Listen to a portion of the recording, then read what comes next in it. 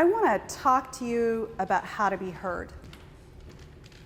More importantly, I want to talk with you about how to be seen. But in order for any of us to be seen, we actually have to decide to be visible. Not just as an entrepreneur or as a woman or as a man, as any particular category in which we might be seen, but as each of us. Our onlyness, the thing that only you bring to the table through your experiences, through your stories, through your passions. I didn't always think that I deserved to be heard. I started my career as an admin at Apple Computer. And back then, when I'd go to a conference room and have to participate in some meeting, at first I thought, well, of course they want my opinion, until I quickly realized they really didn't want my opinion. Because it was almost always I would throw out some idea or suggestion, and it was as if I had never spoken. There was this sort of almost like buzzing in the air, and bodies turned the other way. Conversation happened elsewhere at the table. And so the conversation I started having with myself was, maybe it's because I don't have an education. I didn't have my college degree then. I was still working my way through school. Certainly didn't have the master's degree that I have now. And I went and pursued those things and then thought, well, then I'll be heard. And in my career of watching people get ignored, I had this moment of thinking, but when I was an admin, I actually knew something. I actually had this insight because somebody had called me 3 days before and had a customer had complained enough where I understood what was actually wrong. So when I was in that meeting and being highly opinionated, I wasn't just trying to be seen for the sake of being seen. I was actually trying to contribute to solve the problem the group was trying to solve. But I talked to the hand. And so many years later now, I'm advising big companies, the Adobes and HPs and Nokias of the world, big brands. I would say to them that we were going to involve anyone, everyone, to the table. The customer service person who basically tells you how wrong you are, the sales rep who keeps missing the quota, the admin who's sitting there taking the call. We're going to do what I'd call an invitation to play. Anyone was welcome at the table. There were still, I'd call them ground rules, right? Ground rules for how we were going to work, but they were all invited. And after I explained that for usually just about as long as I just finished talking right now, a minute or two, the CEO's face would just get ashen. And it was as if I was going to put him out to a army of lions or something, right? Because he's like, everybody? Really? No. That guy, sales guy drives me crazy. I don't want to hear him. Invite them in, because somewhere in this process, the 2 or 3 or 5 times you've tried to solve this problem before, the reason you're not solving it isn't because you're stupid. The reason you're not solving it is because you're not understanding the problem right. So we'd go through this process. I'd finally convince them, and again, they were desperate, so they largely followed at that moment, not because they really wanted to, but because they were desperate, and that's important in the story.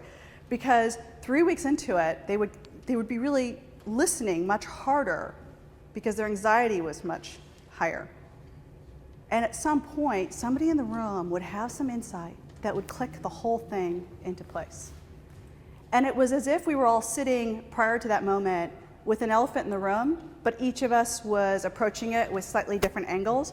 And so as they were describing it, Willie, you might have said, sharp toe.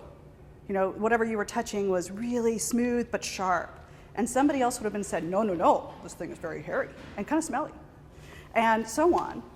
But as we started to see it together, we understood something quite differently. And as soon as we had the clarity of mind about what it was we wanted to solve for, we almost always solved it.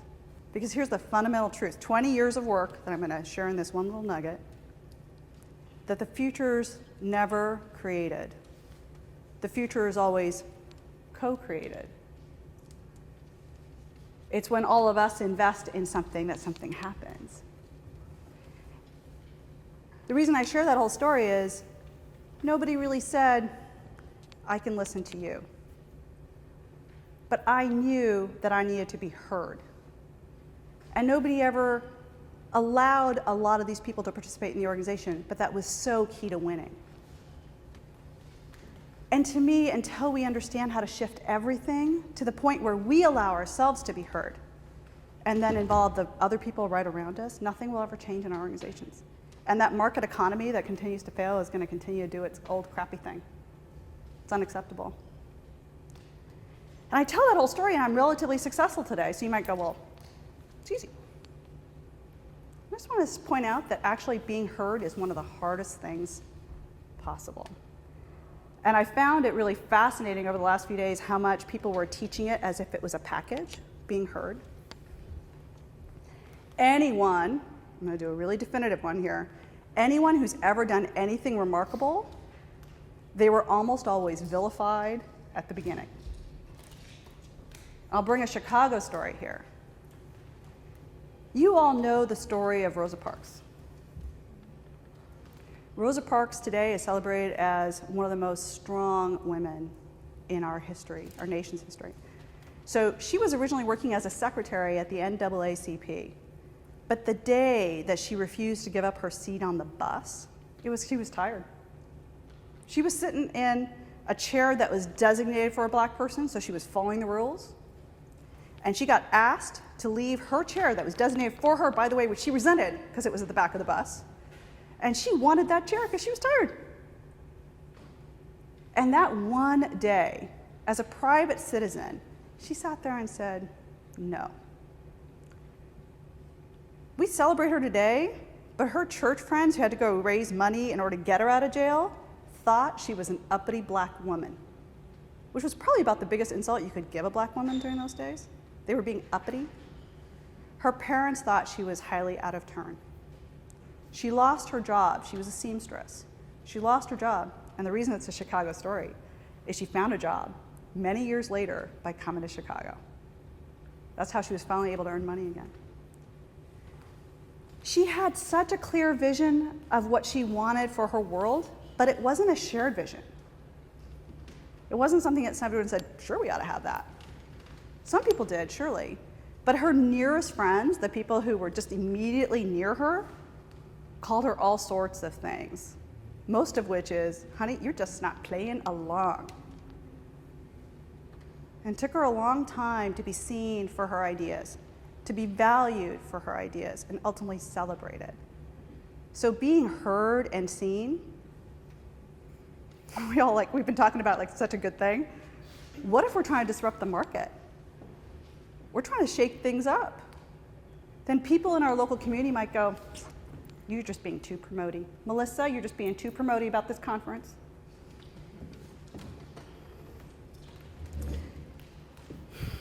It's true, right? You got that feedback for this conference, which is one of the reasons why I hope we all do this again next year, because she is really trying to shake things up and show people that entrepreneurship has a place here in Chicago, in this region, not just in New York, not just in Silicon Valley, here, that we can innovate anywhere. Because here's the thing, is until something makes it to market success, we often don't see that moment of vulnerability, that moment where no one else is seeing the vision other than you. And I think sometimes we've been conditioned so much to look out there, to go, who else wants this? Instead of looking in here for why am I even doing this? Why am I doing this? If I could build a world in which anyone could matter inside an organization, if I could get organizations like IBM or Xerox or GE at 100,000 person organizations to actually value everyone, this economy would be fixed like that. And people would thrive. And organizations would thrive. And our country would thrive. And I fucking care about that. So I've used this word onlyness as being that thing that only you can own. Your history, where you were born, who you were born to, who you love, who you don't love, the topics you care about, the gifts you uniquely own, The good, though, and also the not so good. The parts of you that you would like to hide, find a cupboard, shove in, close the door, put a padlock on. That part is also you. And when you celebrate and bring that part of you that only you see, you will solve problems that other people can't see in a way that only you can. And for some reason, when we decide other people have keys to what I am allowed to do, then we're not unlocking the potential of us. We're not kind of figuring out how to be heard about the idea that matters to us. And so it strikes me that onlyness is the way to do everything differently, is to honor the perfect person that you are, as imperfect as we all are, and then to celebrate and let that be seen. Because we can't see you, we can't respect you, you can't be heard in the world until you first hear yourself. So let me end with this.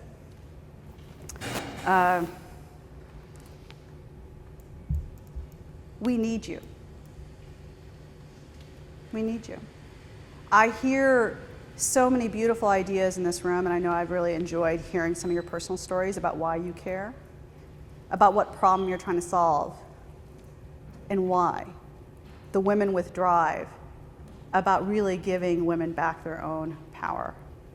The story about coding, that anyone can code even though we haven't gone to school to code, because only boys go to school to code, right, in the Indian language.